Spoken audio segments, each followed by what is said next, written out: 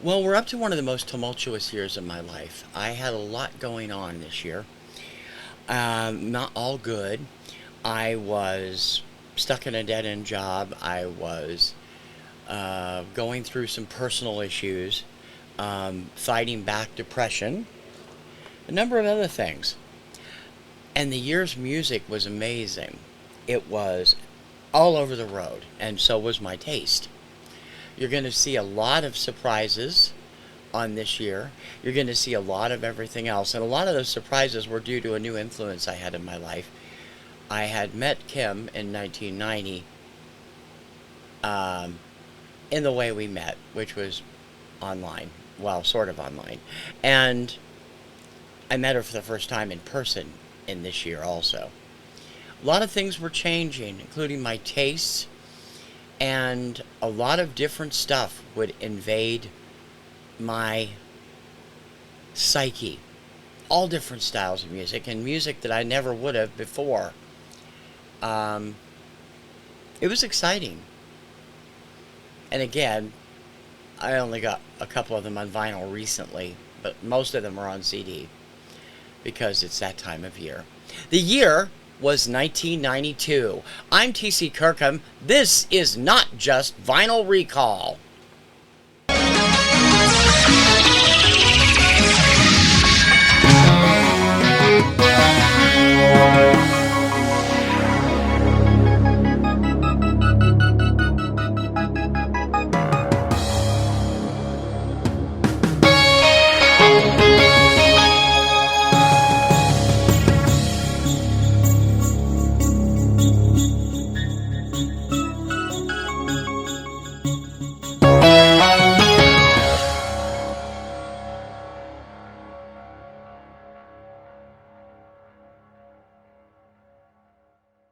Hey peeps, TC Kirkham here, the Kirkham Report and TKR Video Central. Welcome to Not Just Vinyl Recall, my look at my top 10 favorite albums of each year, year by year. We're up to 1992. As I said, this was a tumultuous year for me. 1992 was the first time I met Kim in person, and fell hopelessly in love with her. There was a lot of other stuff going on, not good, not bad. Some of it wasn't bad, but some of it was not good. Um, a lot of things changed in my life in 1992.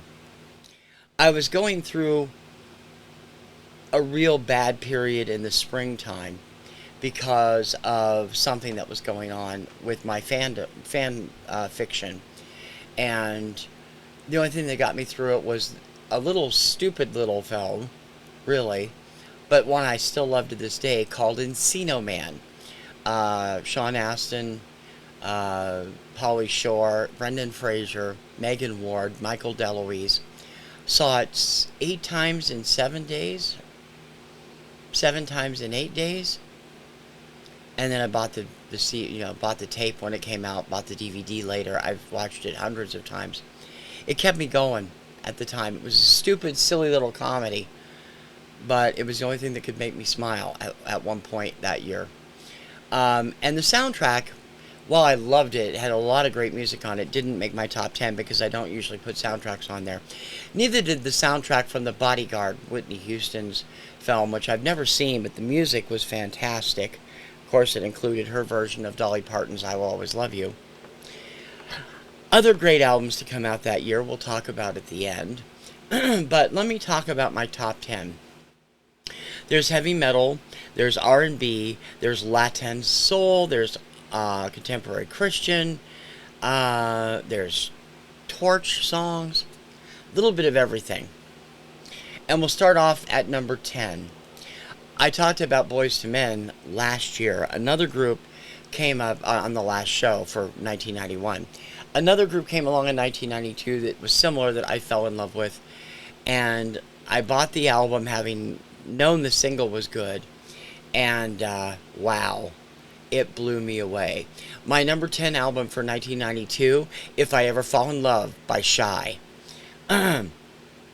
Shy was a 5-piece group. I believe they were out of Texas. I'm not sure for sure. had hit with the title track, If I Ever Fall in Love. They also had hits with Comforter and Baby I'm Yours off the debut album. Really amazing harmonies, some of it a cappella, some of it not. It was really fantastic.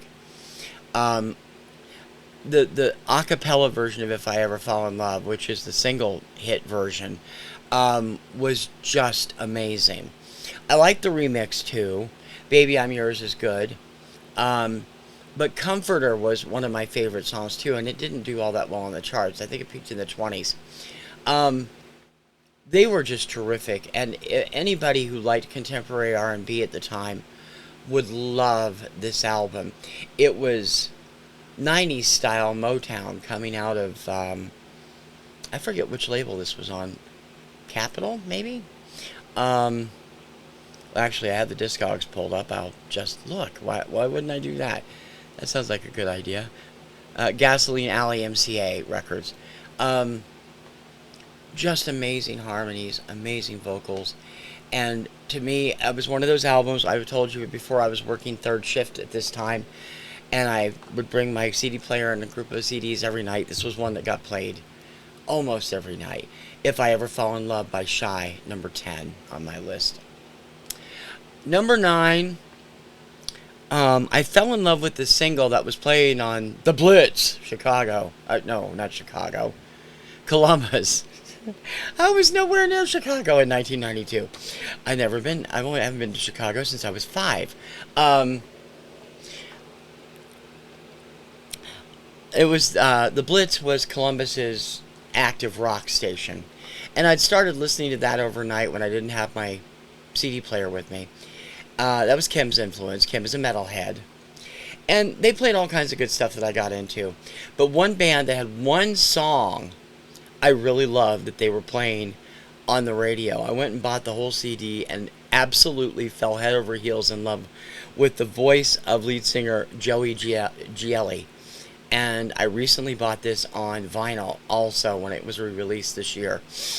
It is just an awesome hair metal album and would stand up for anybody else, any other band similar, easily.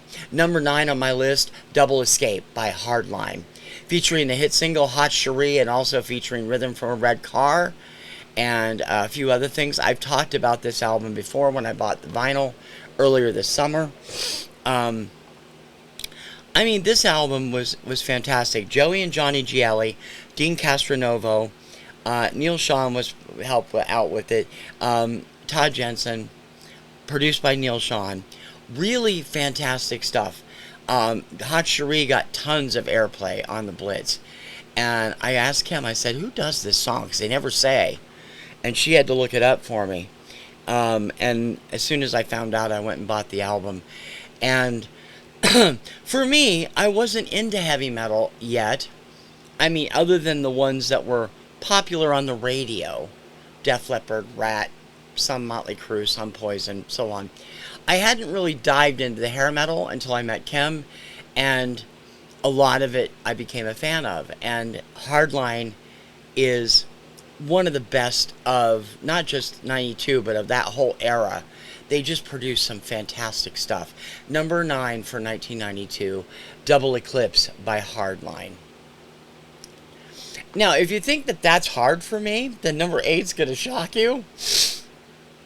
I don't know what it was about this, but I saw the video. It was a constant rotation on MTV.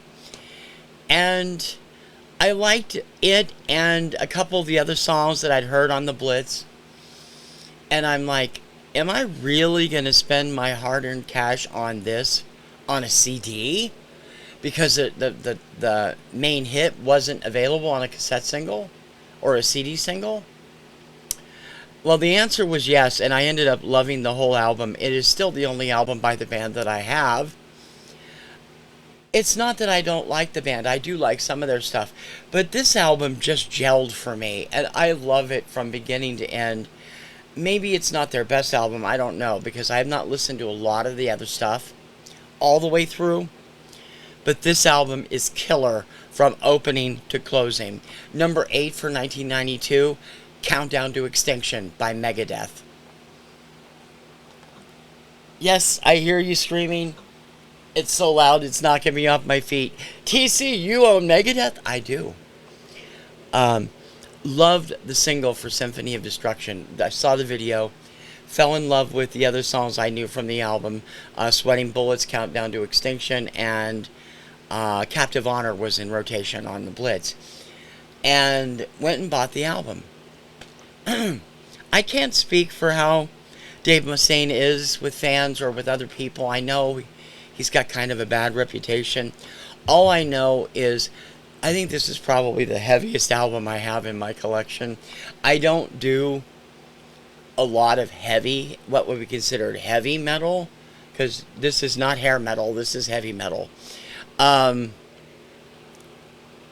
is really fantastic, and I still love and still play this album at least once a month. I love the music from it. I love the guitar work. I love everything the way it was recorded. The drums, the guitars, all sound fabulous. And I still think Sweating Bullets is the best song to describe paranoia ever written. Number 8 for 1992, as unbelievable as it seems for me, Countdown to Extinction by Megadeth. I have got something in my eye, excuse me. Number 7 is quite possibly in the top 10 list of the best debut albums of all time. This is another one that used to go to work with me every night.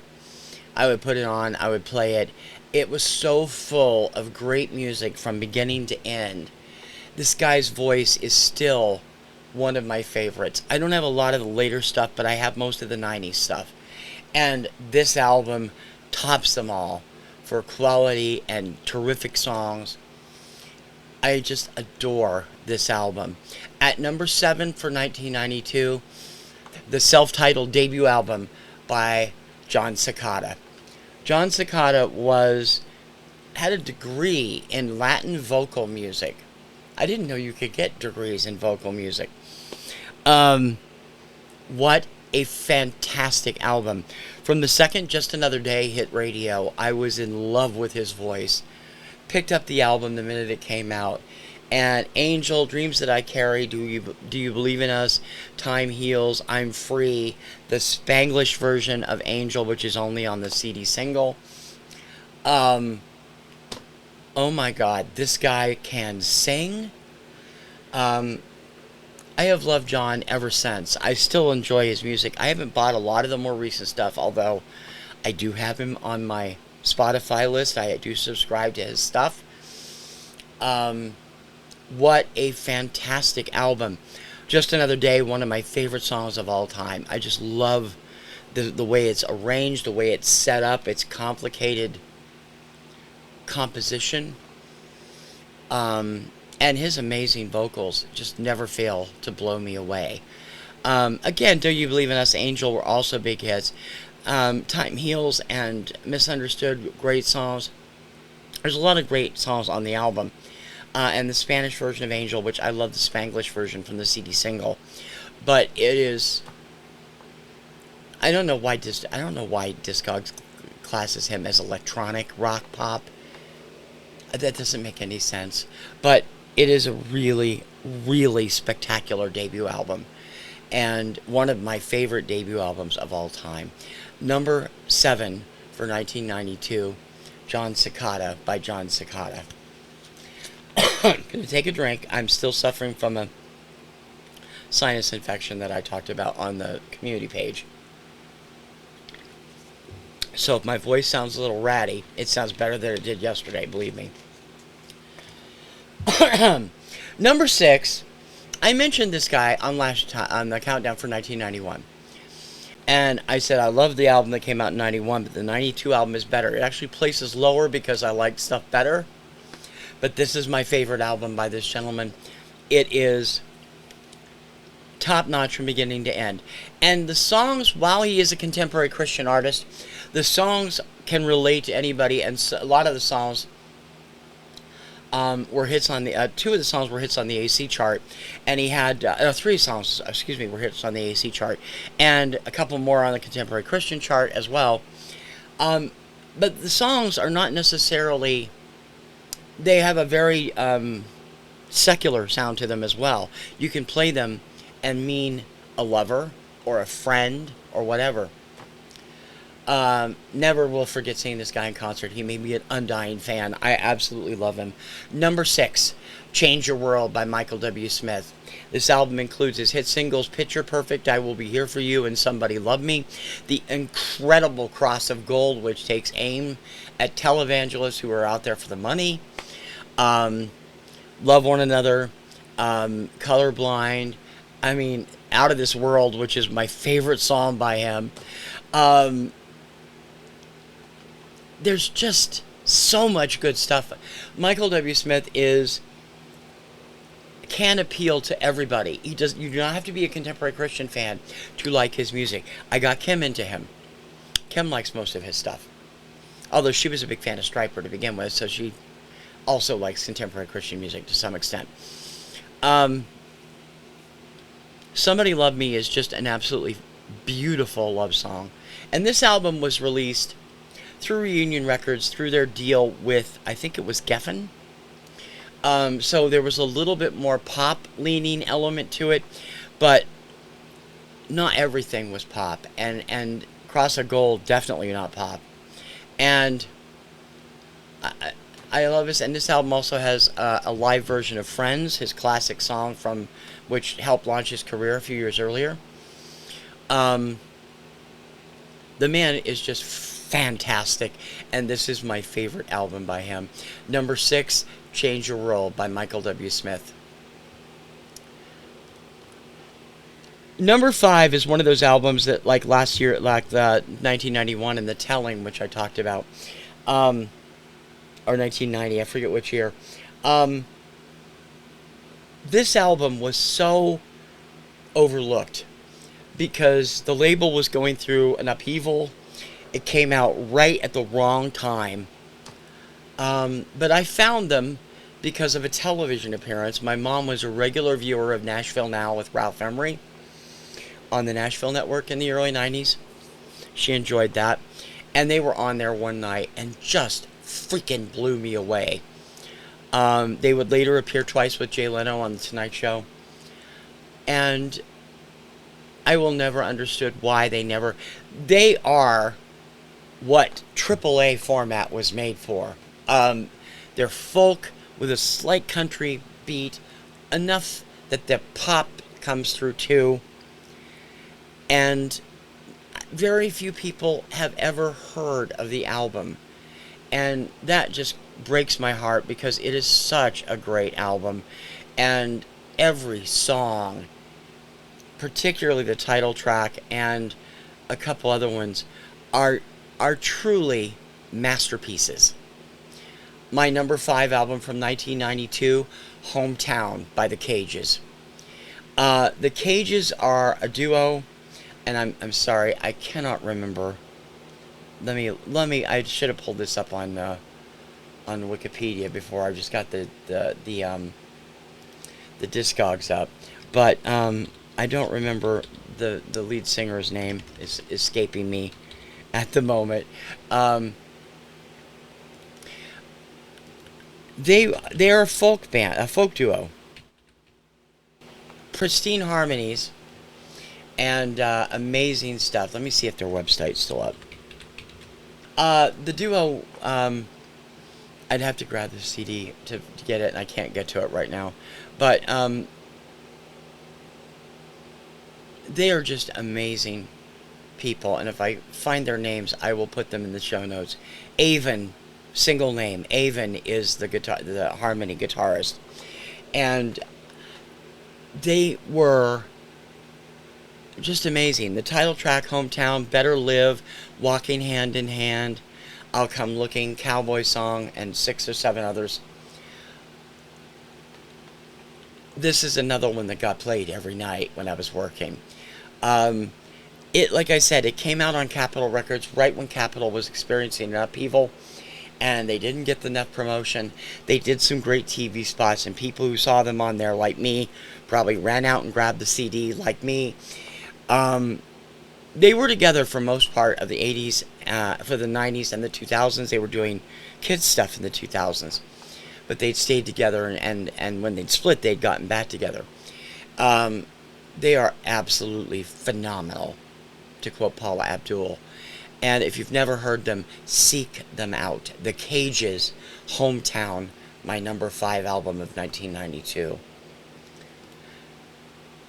Number 4 is, again, my favorite album by this particular group. I know the following album is the favorite of most of the fans. To me, this album was pretty perfect. Every song was great. They had little interstitial bits between each song. And they just were hitting their stride at this point. They had gained super popularity through their first 2 albums on contemporary Christian radio. And then they started to move into the mainstream by appearing several times on the Arsenio Hall show, sitting in with the band. One of the tracks actually is one of those little clips from that show. And they were just amazing, and still are today as solo performers and as leaders of other groups, and still friends and still making great music.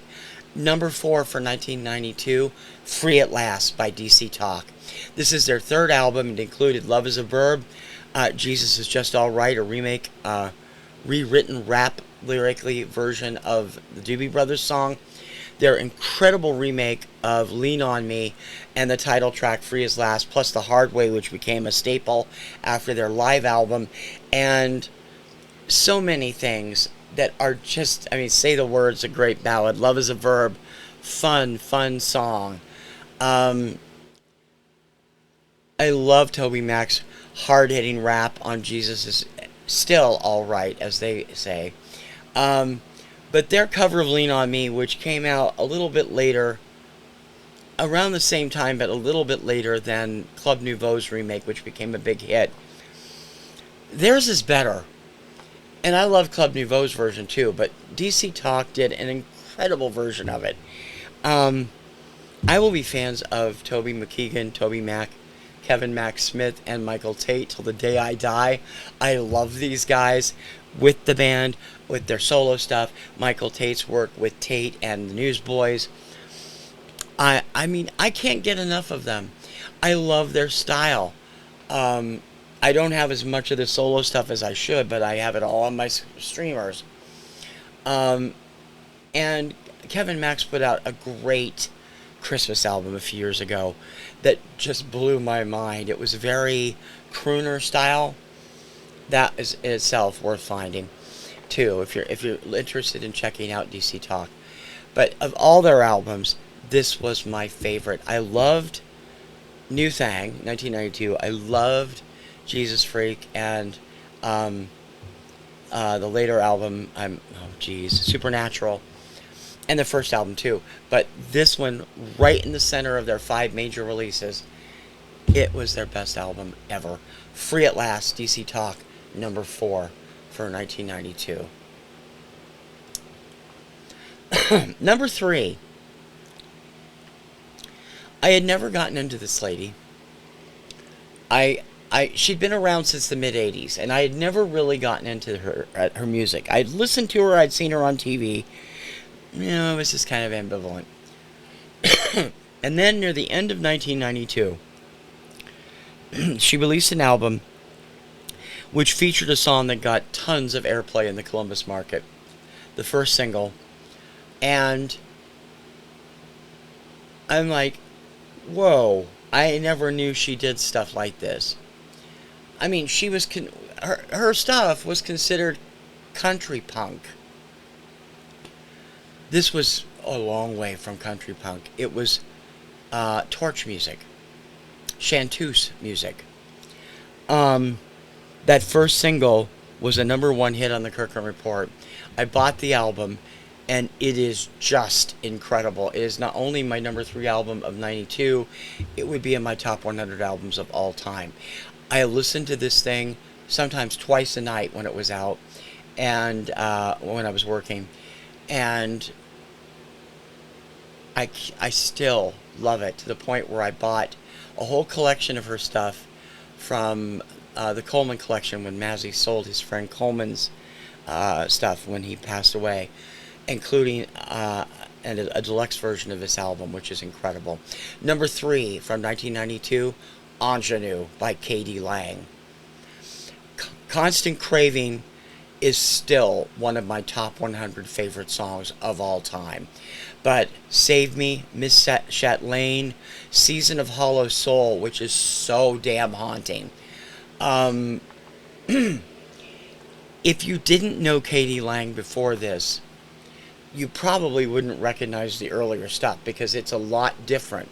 Now, after Ingenue, she switched directions a little bit, started doing a little bit more eclectic stuff, and I have remained a huge fan ever since. I missed her in concert. We had tickets, and Kim came down with the flu, so I gave them to a guy at work who loved it, said she was terrific. It's the only time I've ever had a tickets to see her. And those were freebies, which really sucked. I adore this album. And it was in a battle for number 2 with the one I put at number 2 because that was another one I played constantly. And it's such a different style album. Torch music, chanteuse music, ingenue. The title says it all. K.D. Lang is an artiste. That sounds so phony. But this album, I truly realized what a freaking incredible performer she was. After 5 or 6 years of the earlier stuff that I wasn't interested in, this album completely sold me. Number 3 for 1992, Ingenue by K.D. Lang. Number 2 is an album that I think got the shaft, although some heavy metal fans and hair metal fans are fans of it. I do know people in the vinyl community that do have it, and they like it as much as I do. I was gunning for it to come out on a 30th anniversary edition on vinyl for Record Store Day 1992. Didn't happen. I love this album. I love every song on this album. I could sing every song on this album because I played it constantly. Again, with Ingenue and the number 1 album, I played them when I was working third shift. I played them way more than the other ones. And this was really good because this heavy metal, hair metal band was made up of 4 members, all under the age of 16. In fact, one was 16, one was 14, and the other 2 were 13 at the time the album came out. They have all gone on to be major stars in the industry. Not together, unfortunately, but in the music world, they are well known. 3 of them more than the other one. The 4th one, while he does still do music, he's better known as an actor. My number 2 album of 1992, Refugee by Bad for Good. Bad for Good was produced and put together by Steve Vai. It consists of Danny Cooksey on lead vocals, Brooks Wackerman on drums, Zach Young on bass, and Thomas McLaughlin, who was going by Thomas McLaughlin at the time, still does, on lead guitar. Thomas was all of 12 years old when this album was recorded. Danny Cooksey, of course, you all know as Sam from Different Strokes, or as Bobby Budnick from Salute Your Shorts, or as the voice of Montana Max of one of the many voiceover works he's done. But he started as a singer. I remember watching Danny make his national television debut at the age of 5, I believe, on The Tonight Show with Johnny Carson singing Johnny Lee's Looking for Love. I knew then he was going to be a star. To this day, I remain a fan. He's been connected with several bands since then, all of which are good. Unfortunately, all of which have lasted 1 album or didn't get anything recorded. 19, Curious Intentions, Bangin' Time Again, Mother of Love, Devil and the Angel, Rockin' My Body, Slow and Beautiful, Tire Kicking, You're Making Me Nervous, Terminate, Nothing Great About a Heartache, We're Gonna Fight, I Want Everything, and Felony. There is not a dud in the bunch. 19 is their cover of Thin Lizzy's song, which was the first single and the one that was seen most often on Headbangers Ball. My favorite song is the power ballad Nothing's Great About a Heartache, but also Slow and Beautiful. I love Curious Intention, and We're Gonna Fight also. But the whole album is top notch. Brooks Wackerman would later go on to play with both Infectious Grooves and Suicidal Tendencies. Zach Young and his brother and Ray Manzarek's kid had an electronic trio called AI in the early 2000s. And now Zach does bass work on everything, from soup to nuts. And he had a popular Vine channel with him and his daughters before Vine went under. So underrated, so underappreciated. And a lot of it is because of the ages of the guys. But they grew into it. McRocklin disappeared forever until he showed up on YouTube about 4 years ago with his daughters and friends and short hair, which looks really weird.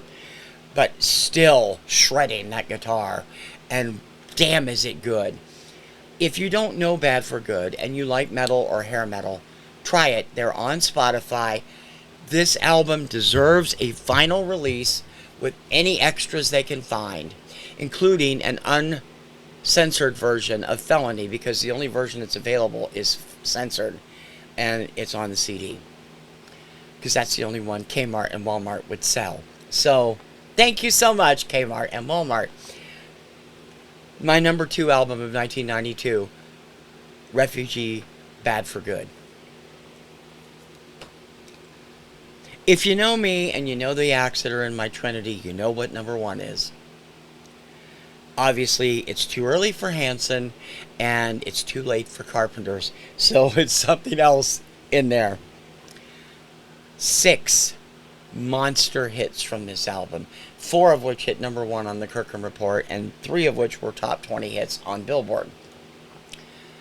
It is my favorite album by them, bar none.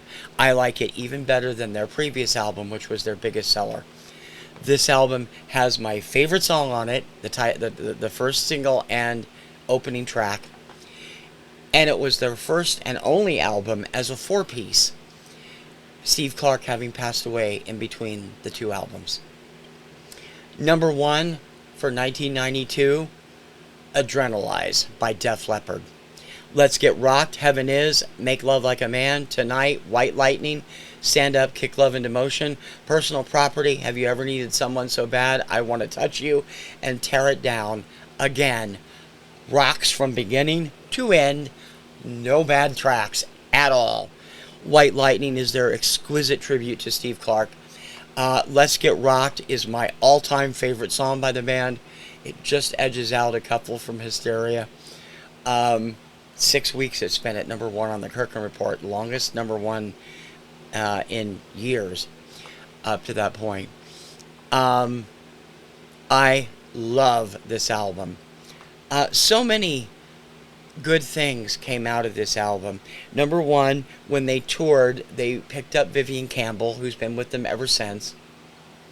Joe Elliott's vocals here are stellar, better than practically everything he's ever been on. Great work from Phil, Colin, and Rick Savage on guitar, Rick Allen on drums, and Vivian Campbell on guitar. Rick Savage is on bass. Again, produced by Mutt Lange, for the most part. He was kind of the executive producer. Joe and the boys produced it themselves.